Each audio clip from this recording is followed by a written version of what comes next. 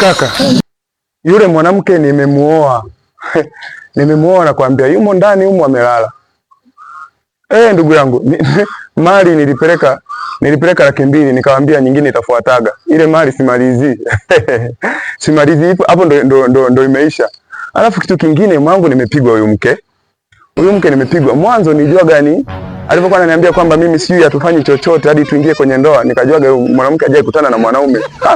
Mwanangu kumbe tu ulikonkodia yani. Mke mwenyewe hata sio mtamu wala nini. Haisemi swala la kuchepuka siwezi nikaacha mwanangu. Hata kama nimeoa nipo kwenye ndoa. Lakini kuchepuka ndio siwezi nikaacha kwa sababu huyu bwana anapigwa za kijijini bwana. Hata ajui chochote yani kama yani Sasa sikia. Hapa tufanye hivi. Hapa nitakiwa nimzunguke tufanye hivi.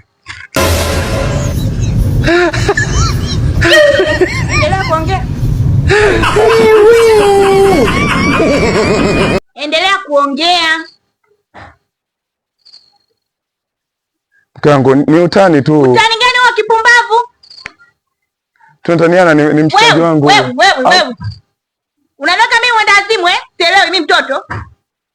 Kwa hiyo mimi sio mtamkulizishi baba yao, si ndio? Hamna utani tu mke wangu na. Huwezi ukaacha michepuko. Mwanaume wewe hapa. Si ndio?